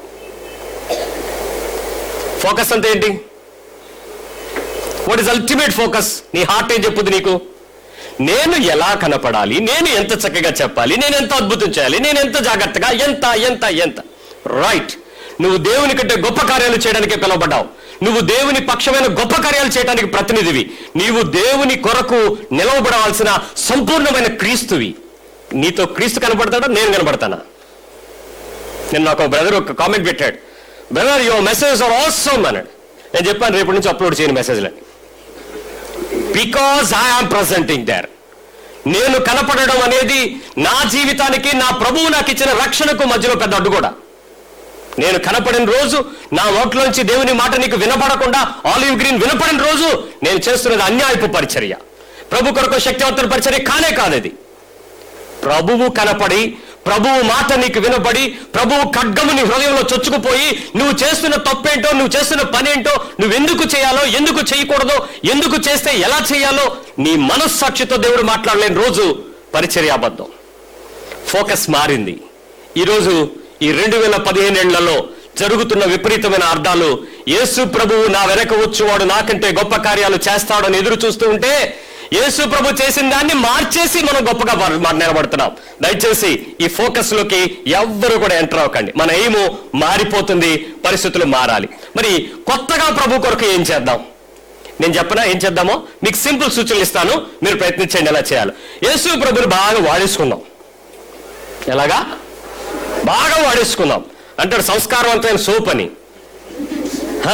క్రీస్తు సంస్కారం కాబట్టి ఎప్పుడు నీకు ఉపయోగపడతాడని. నువ్వు ఎన్నిసార్లు పిలిచినా పలుకుతాడు, ఏం అడిగినా చేస్తాడు. ఏమేం చేస్తాడో చెప్తాడు. నువ్వు చదువుకోవడానికి సహాయం, మీ తల్లిదండ్రులు మీకేం చెప్తారు? నువ్వు బాగా ప్రార్థన చేసుకో, దేవుడు నీకు బాగా మార్కులు ఇస్తాడు. Very good. నెక్స్ట్ చదువు అయిపోయింది, డిగ్రీలు, అదే స్కూల్ అయిపోయింది, యూనివర్సిటీ డిగ్రీ. నెక్స్ట్ ఏం చేయాలి చెప్పండి? నువ్వు రోజు చర్చికెళ్ళు, అప్పుడు ప్రార్థన, బైబిల్. ఇప్పుడు రోజు చర్చికెళ్ళు, దేవుడు నీకేమిస్తాడు?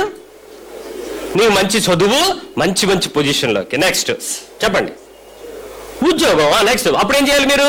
నువ్వు వచ్చిందల్లా ఫస్ట్ది దేవుడికి ఇచ్చేస్తానని చెప్పు, అప్పుడు దేవుడు నీకు ఉద్యోగం ఇచ్చేస్తాడు.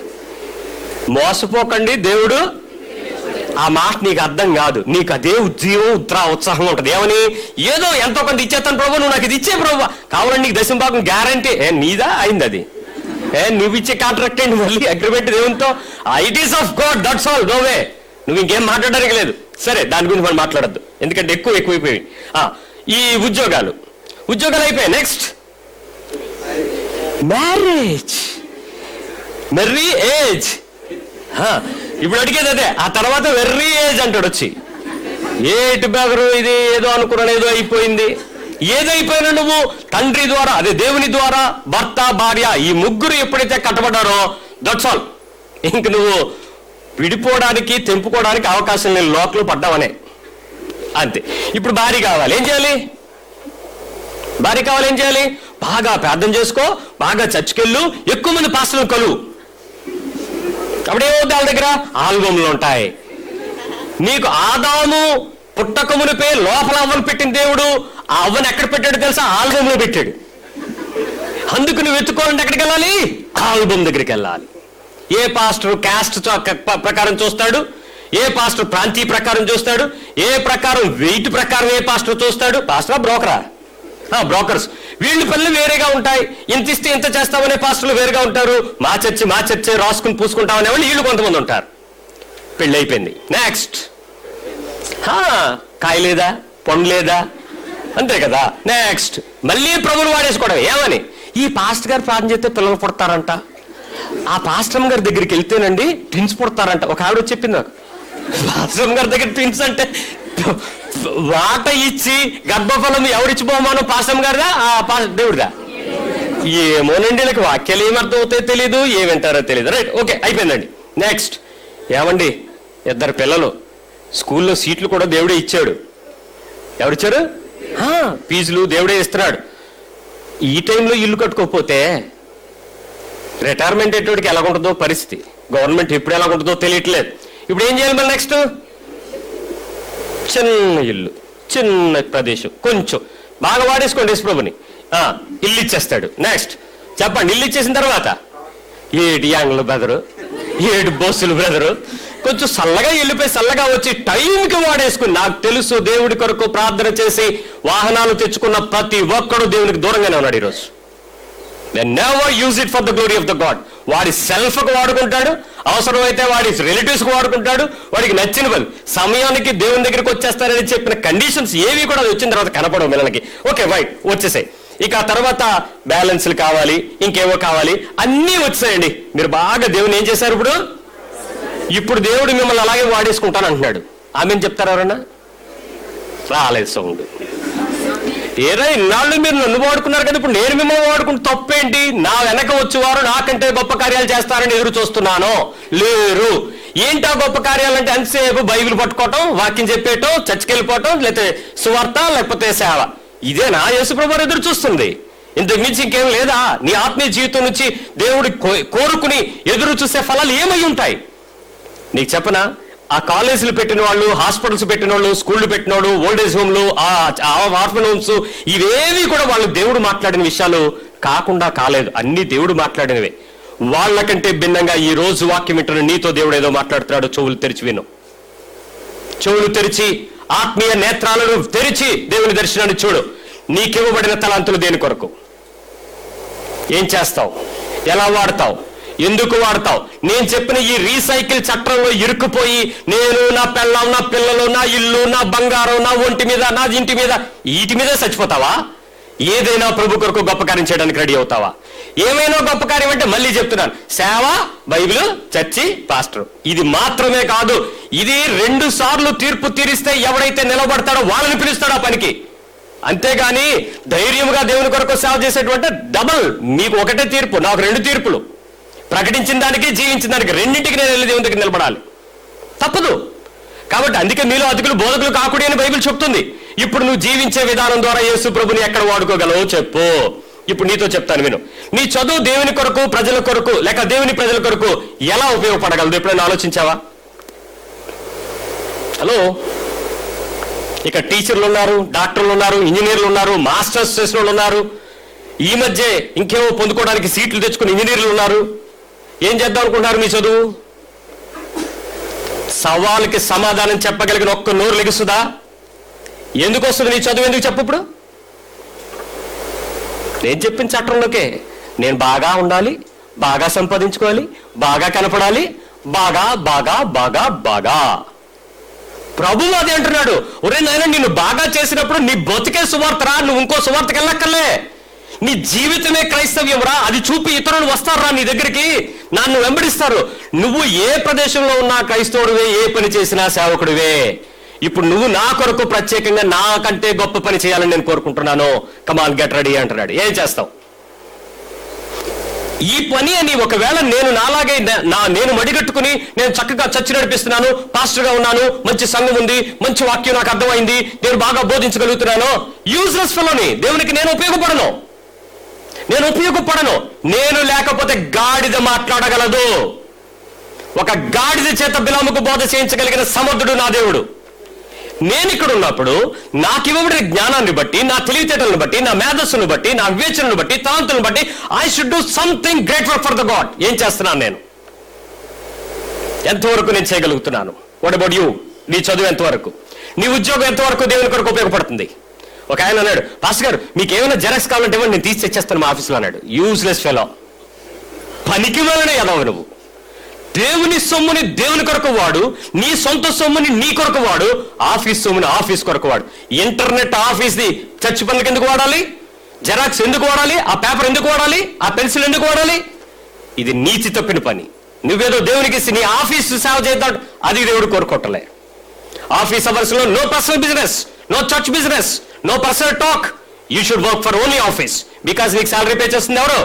వాళ్ళ కోసం పచ్చాలి. That's righteousness. గుడ్. పని చెయ్యి. ఇప్పుడు నువ్వు ప్రభు కొరకు నీ ఉద్యోగాన్ని ఎలా ఉపయోగించుకోగలవు? నీకివ్వబడిన సామర్థ్యాలను ఎలా వాడతావు? ఆలోచించు. నీకివ్వబడిన డబ్బు దేవుని కొరకు, దేవుని ప్రజల కొరకు, దేవుని కొరకు ప్రత్యేకమైన పనికి ఎలా వాడతావు? ఏమనంటే డబ్బులు ఏంటండి? సేవకి ఇచ్చేసాను, పాస్టర్ గారికి ఇచ్చేసాను, చర్చికి 3 ఫ్యాన్లు ఇచ్చాను, నేను ఆ బిల్డింగ్కి పునాది నేను వేసాను, ఆ తలుపు ఇచ్చాను, ఈ ఫ్యాన్ రక్కిచ్చాను. నువ్వు కాకపోతే మరెవడో వచ్చి అన్నోన్ పర్సన్ ఇస్తాడండి. మీకు తెలుసా, వాస్తవ క్రైస్తవ సంఘంలో ఎస్టాబ్లిష్డ్ ఆర్గనైజ్డ్ చర్చిలు తప్ప ఏ చర్చిలోనూ సంఘ సభ్యులతో సంఘం పోషించబడదు. Other than the church people will feed the church. ఆకాశ పక్షులు ఆహారాన్ని తీసుకొస్తాయి ఆ సేవకుడికి. చర్చిలో ఉండేవాళ్ళు ఎప్పుడు ఇచ్చినా అది కేవలం దాని రన్నింగ్ మెయింటెనెన్స్కి సరిపోదు తప్ప అద్భుతాలకు ఆశ్చర్యాలకు ఉపయోగపడదు. బయట నుంచి వస్తుంది, దేవుడు పంపుతాడు వాళ్ళకి. ఇప్పుడు ఆలోచించు, నీ మనీ మినిస్ట్రీకి లేక దేవుని పనిలో దేవుని కొరకు ఎలా వాడగలవు? మళ్ళీ చెప్తున్నాను, నీ మనీ అనగానే మేము మీటింగ్లు పెట్టేస్తామండి, పాంప్లెట్లు కొట్టేస్తాను, మళ్ళీ ఆ రొటీన్ చట్టంలోకి దిగిపోకండి. Do something great thing for God. ఎలా వాడచ్చు ఆలోచన చెయ్యి. దేవుని వైపు కనులెత్తు, చెవులు తెరు, హృదయంలో నుంచి విజ్ఞాపన మొదలుపెట్టు. నన్ను గొప్ప కార్యాలు చేయడానికి ఏర్పాటు చేసుకున్నాను అంటున్నావు, ఏం పని చేయాలి? నువ్వు నాకు బోధించు, ఆ మర్మము నాకు తెలియపరచు. ఆ కొత్త విషయం ఏంటి నేను చెయ్యాలి ప్రభు కొరకు? అనేకమైన కొత్త విషయాలు ప్రపంచానికి అర్థం కానివి, ఇప్పటి వరకు ఎవడూ చేయనివి, యేసు ప్రభు కూడా చెయ్యలేకపోయినవి నీ ద్వారా చేయించాలని ఈరోజు ఎదురు చూస్తున్నాడు ప్రభు. It's not only as a pastor, as a reverend, లేక ఏదో డాక్టర్, వీటితో నువ్వు ఉండిపోవాలని దేవుడు కోరుకోవట్లే. ప్రపంచమంతా నీ వైపు తిరగాలని దేవుడు కోరుకుంటున్నాడు. నువ్వు చేసే పని దేవుని కొరకైన ఒక అద్భుతమైన గొప్ప బహిరంగమైన ప్రజలు దేవుని మహింపరిచే పనిగా చూడాలని కోరుకుంటున్నాడు. ఏమిటది? నీ గురించి. ఏమండి, మీరు అనుకోవచ్చు, నీకున్న టెక్నాలజీ, నీకున్న ఏదైనా సరే దేనికి ఎలా వాడుతావు ఒకసారి ఆలోచించు. మీరు అనొచ్చు, కొత్తగా నేను ఏం చేస్తాను బ్రదరు. ఒక తమ్ముడు వచ్చి అన్నాడు, అన్నయ్య సైంటిస్టులు అందరూ అన్ని కనిపెట్టారన్నయ్య, నాకు నేను కొత్త కనిపెట్టడానికి ఏం లేవన్నాను అన్నాడు. Your two smart, intelligent. Polytechnic join అయిన వెంటనే వాడికి ఎవరో ఏదో సైంటిస్ట్ ఫారడే గురించి చెప్పారట. వాడు వచ్చి చెప్పాడు, పుస్తకాలు అన్నీ ఉన్నాయి, ఇంక ఏమేమి కనిపెట్టేది అని. కనిపెట్టడానికి ఏమీ లేవా? ఏమీ లేవా? అవేంటో ప్రభు దగ్గర అడిగితే నీ చేత కొత్తది కనిపెట్టిస్తాడు. అంతేగాని నువ్వు వెళ్ళి పుస్తకాలు లైబ్రరీలో కూర్చుంటే కనిపెట్టినవే కనబడతాయి. నువ్వు కనిపెట్టడానికి ఏం కనబడతాయి? అది ప్రభు దగ్గర ఉంది. ఆ కొత్తది ఎందుకు కొత్తది ఉంది, ఎందుకు కొత్తది రావచ్చు? ఒక విషయం ఆలోచిద్దాం. ప్రపంచ జనాభా సుమారు ఎన్ని కోట్లు? 650 కోట్లు దాటిపోయింది. అలా ఉంచండి ఆ కోట్లు. ఇప్పుడు కొత్త మనిషి పుడుతున్నాడు. కొత్త మనిషి, న్యూ మ్యాన్, న్యూ బాయ్ గర్భంలో ఉన్నాడు, బయటకు వస్తున్నాడు. ఎవరైనా చెప్పగలరా ఆ వ్యక్తి తాలూకా శరీరములో ఉన్న ఎముకల నిర్మాణం కానీ, ఐరిష్ కానీ, ఫింగర్ ప్రింట్స్ కానీ, హెయిర్ తాలూకా ఆ ప్యాటర్న్ కానీ, స్కిన్ మీద ఉన్న హోల్ ప్యాటర్న్ కానీ ప్రపంచంలో ఎవరికైనా మ్యాచ్ అవుద్దా? ఇన్ని లక్షల కోట్ల మంది ప్రజలు ఉండగా మరొక కొత్తదాన్ని దేవుడు తయారు చేయగలిగినప్పుడు నీలో నుంచి ఒక కొత్తదనాన్ని ఎందుకు తేలాడు? ఒక కొత్త సృష్టికి కొత్త రూపాన్ని ఇచ్చి, కొత్త పోలికలిచ్చి, ఏది ఎవ్వరికి కాంపిటీట్ అవ్వకుండా కొత్తదనాన్ని తయారు చేసేస్తున్నాడే. ఒక మనిషిని కొత్తగా తయారు చేస్తున్నాడు, ప్రత్యేకంగా తయారు చేస్తున్నాడు, యునిక్ గా పెట్టాడు అని అంటే నీ గురించి ప్లాన్ కూడా ఎలా ఉండదు? ఎలా ఉంది చెప్పండి? There is a special plan for you. నీ గురించినటువంటి నాకున్న తలంపులు విస్తారములని ప్రభు అంటున్నాడు. ఆ విస్తారమైన ప్రణాళిక నీకు తెలిసిందా? మళ్ళీ రొటీన్ చర్చలోకి వచ్చి పడిపోతావా? నేను వాక్యం చెప్తాను, నేను పాటలు పాడతాను, నేను వర్షిప్ చేస్తాను, నేను వాక్యం బోధిస్తాను, నేను నేను నేను నేను నేను దేవుడు అంటున్నాడు, నాయనా అవి నేను చేసిన పని, నువ్వు చేసిన పని కొత్తది కాదు. యేసు ప్రభు బోధ చేశాడా లేదా? అద్భుతాలు చేశాడా లేదా?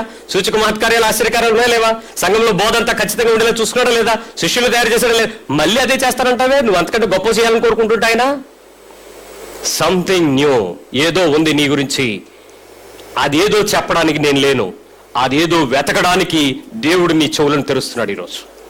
కన్నులెత్తు, చెవులు తెరు, నోరు తెరు, హృదయంలో నుంచి దేవుడి కొరకు ఆ కొత్త విషయాన్ని చూడు. ఖచ్చితంగా దేవుడు నీ కొరకు ఒక కొత్తదనాన్ని ఎక్స్ట్రాడినరీగా నీ ఆర్డినరీ లైఫ్ ని మార్చడానికి ఆయన ఎదురు చూస్తున్నాడు. ఇప్పుడు చేపలు పట్టుకుంటున్న ఒకడిని పిలిచి ఏం పట్టుకుంటున్నాడు? నిన్ను నేను ఏం పట్టుకునే మనిషిని చేస్తానన్నాడు. అప్పుడు ఆయన ఏమనుకుంటాడు? నిజం చెప్పనా? ఒకవేళ నేను పీటర్ ప్లేస్ లో ఉంటే ఏమనుకుంటాను చెప్తాను. సరే వదిలే, నీకు మనుషుని పట్టే జాలర చేస్తాను రా అన్నాడు అనుకోండి. ప్రభువా నా దగ్గర 20 మంది పని వాళ్ళు ఉన్నారు, ఇప్పుడు నువ్వు నాకు 200 మంది ఇస్తావా? ఓకే పద, నీ వెనకట్లో వచ్చేస్తాను అంటాడు. మనుషులు పట్టే జాలరలు అంటే ఏంటి చెప్పండి మరి? అది కదా మన అర్థం ఇలాగే ఉంటుంది. 20 మందితో పనిచేసుకుంటున్న పేతురుకి 200 మంది ఎంప్లాయ్మెంట్ ఇస్తానంటున్నాడు యేసు ప్రభు. కానీ 3000 మంది సోల్స్ని ఇచ్చాడు దేవుడు. The first preacher when he preached in the place, నిలబడి ఒక మొండోడు, బండోడు, పిరికోడు, అధైర్యవంతుడు, ఏని చూసి నిలబడలేని ఒక వ్యక్తి దేవుని కొరకు నిలబడినప్పుడు అద్భుతం జరిగింది. యేసు ప్రభు ఎక్కడైనా ఆ 3000 మందికి 5000 మందికి ఆ ఆహారం పంచిపెట్టేటప్పుడు ఏమీ ఎక్సైట్ అవ్వలేదండి యేసు ప్రభు వారు. భలే జరిగింది, భలే జరిగిందని. తెల్లారు ప్రమో రాలేదండి, పేపర్లోను, న్యూస్లోను, టీవీలోను ఎంటర్ అవ్వలేదండి, పేతురుకి ఎంటర్ అవ్వలేదండి. మరి ఈరోజు ఓదరు కొట్టారు, అదిరిపోదు చెవులు. ఒకసారి ఆలోచించు. ఈరోజు నీతో దేవుడు అప్పటికీ ఉన్నటువంటి ఆ శాస్త్రులు పరుషులే ఉండాలి అనే సమయంలో ఒక పనికి ఉపయోగపడే ఒక వ్యక్తి చేత బోధకుడిగా మార్చిన దేవుడు ఈరోజు నీ జీవితంలో కూడా అలాంటి ఒక ప్రత్యేకమైన స్థానానికి తీసుకురావాలని కోరుకుంటున్నాడు. ఒకవేళ నీ బిడ్డ గురించి నీ తలంపు ఏదైతే నీ బిడ్డను దేవుడు ప్రత్యేకంగా తయారు చేయబోతున్నాడు. ఏదైతే ఉపయోగపడడు, నిరుపయోగంగా ఉన్నాడు, పనికి రాడు, నిష్ప్రయోజకుడు, పరిస్థితులు ఉపయోగపడవు, ఏం జరుగుతుందో నాకు తెలియదు, కానీ దేవునికి తెలుసు. నీ బిడ్డను ఇచ్చినప్పుడే, రూపించినప్పుడే తన పోలికలో, తన స్వరూపంలో, తన ఆత్మను, తన ఊపిరిని నీకు ఇచ్చి నిన్ను తయారు చేసి నీను మళ్ళీ తిరిగి తనకంటే గొప్ప కార్యాలు చేసేవాడిగా ఉంచాలని దేవుడు కోరుకున్నాడు. అది అమ్మాయా అబ్బాయా దేవుడికి అవసరం లేదు. ఏదైనా దేవుని సృష్టి. నీ లోపల ఒక కొత్త శక్తి, నీకు బిడ్డలు పుట్టకపోతే నీ గర్భము లోపల దేవుని అద్భుతమైన శక్తి కలిగిన ప్రణాళిక ఉన్న ఒక తరం ఉంది. బిడ్డలు పుట్టి ఉంటే ఇదిగో వారి తర్వాత తరాన్ని దేవుడి కొరకు గొప్ప అద్భుతాన్ని చేయడానికి ఆయన సిద్ధంగా ఉంచుతున్నాడు. ఇప్పుడు ఒక్కసారి ఒక షార్ట్ 8 చాక్లెట్లు ఇస్తాను, తినుకుంటూ వెళ్ళిపోండి. మీ చేత దేవుడి ప్రణాళిక ఎంత గొప్పగా జరుగుద్దో చెప్తాను. నెంబర్ 1, ఎంతోమంది సమాజ సేవ చేస్తారు, దేవుని సేవ చేస్తారు, వ్యక్తిగతంగా దేవుని కొరకు సేవ చేసుకుంటారు. There are 3 issues. For society, for God and for self. దేవుని విషయాలు 3 చోట్ల పనిచేస్తాయి.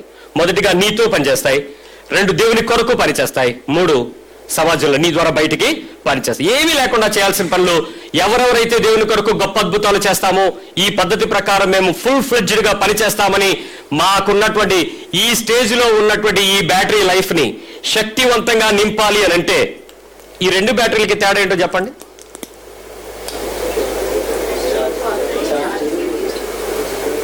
ఇవేంటి?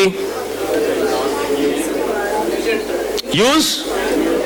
ఎందుకు పారేయాలి? యూజ్ చేసిన తర్వాత అయిపోతే ఏం పారేయాలి, అలా చెప్పండి. అయిపోయిన తర్వాత ఏం చేయాలి? వీటిని లేదు నేను మళ్ళీ ఛార్జింగ్ చేస్తాను అంటే పేలిపోతాయి. ఇవేం చేయాలి? వాడిన తర్వాత మళ్ళీ ఏం చేయాలి? మళ్ళీ వాడిన తర్వాత, మళ్ళీ వాడిన తర్వాత, మళ్ళీ వాడిన తర్వాత, మళ్ళీ వాడిన తర్వాత. ఇవి అడ్వాంటేజ్ ఏంటి? రీఛార్జ్. ఎప్పటికప్పుడు ఏం చేయొచ్చు? క్రైస్తవ విశ్వాసం ఎప్పటికప్పుడు ఎనర్జైజ్ అవ్వాలి. అంతేగాని వారంకి ఒకసారి హాయ్ బాయ్ ఆదివారం కనిపించి వెళ్ళిపోయామనుకో, మా ఫ్యాన్లో ఏసీలు ఆదివారం తిరుగుతాయి మీరు తిరిగినట్టు. నిరంతరము వాక్యముతో గడపడం, మోకాళ్ళ మీద బ్రతకడం, ఉపవాస జీవితం కలిగి ఉండడం, అంగలార్చటం, మొర్ర పెట్టడం, నీతి పరిశుద్ధత కలిగి జీవించే లక్షణాలను కలిగి ఉండకుండా నేను దేవుని కొరకు గొప్ప కార్యాలు చేస్తానని మా పాస్ గారు చెప్పారు, అదేంత వరకు వీటీవీ చూస్తాను, ఎంటీవీ చూస్తానని గెంతులేసామనుకో ఏమవుతావు? ఎవడని మురింగుదునా అన్న బ్రదర్ మన పక్కనే ఉన్నాడు. పర్లేదు భయ్యా నువ్వు నాయక ఉంటే డోంట్ వరీ, ఆనందించు. మరలా చెప్తున్నాను ఆనందించు అంటాడు. ఆడు కూడా తెలుసా, అది ఫిలిప్పీ పత్రిక 4వ వచనంలో ఉందని అదే చెప్తాడు. నువ్వు ఆనందించు, నేను పిలుస్తాడు, అప్పటి వరకు నువ్వు ఆనందించు. ఏం చేద్దామో మొదటి విషయం, నీ ప్రేమ నిష్కపటంగా ఉండేలాగా చూసుకో. ఫస్ట్ చాక్లెట్ నెంబర్ 1, నీ ప్రేమ ఎలా ఉండాలి? ఒకసారి చెప్పండి. నిష్కపటంగా.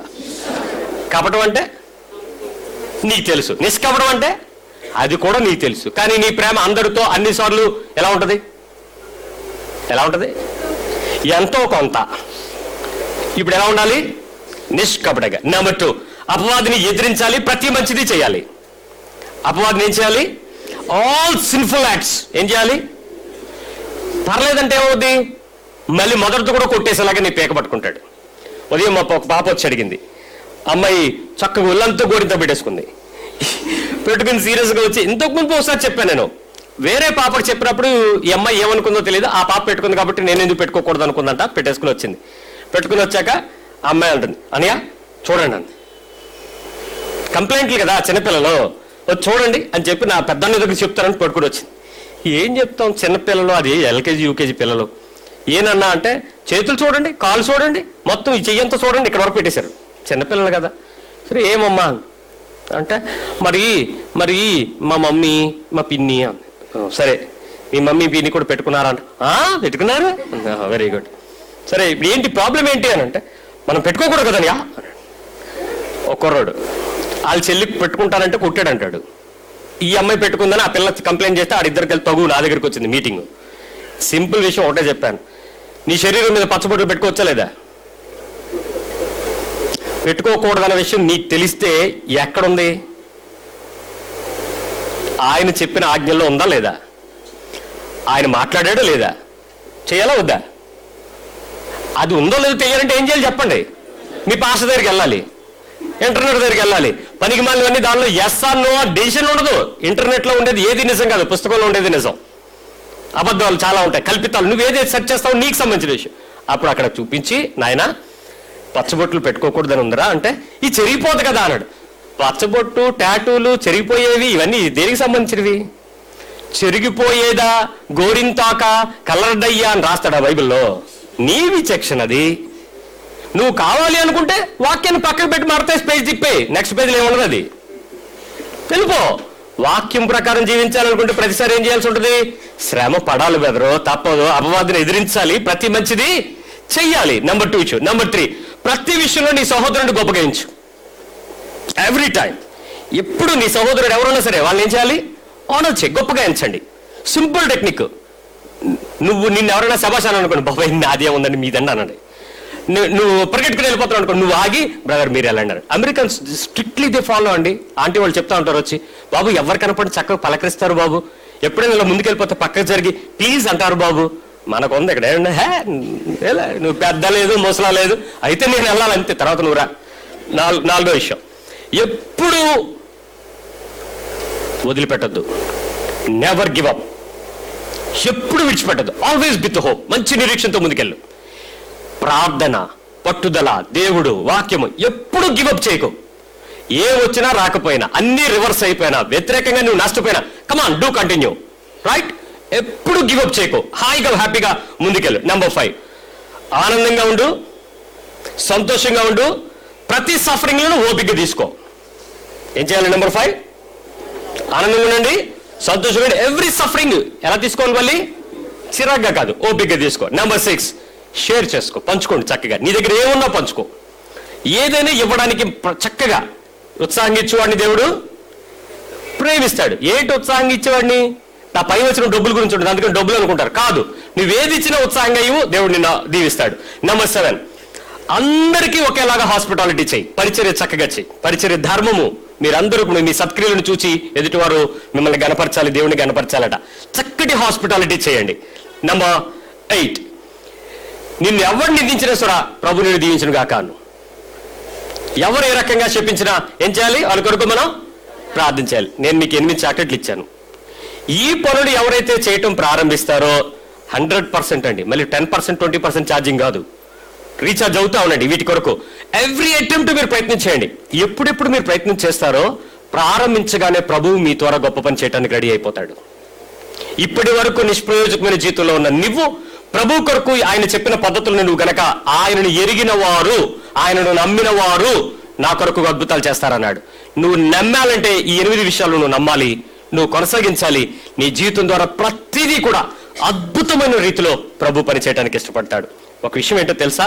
నువ్వు ఎప్పుడైతే ఈ క్యారెక్టరిస్టిక్స్ ని ట్రై చేసుకుంటూ ఎనర్జైజ్ చేసుకుంటావో, నర్చర్ చేస్తావో, రిపీట్ చేయడానికి ప్రయత్నం చేస్తావో, స్లోలీ నీవు చేసే ప్రతి పరిచర్య డివైన్, ఆత్మ సంబంధమైన పరిచర్యగా మారుతుంది.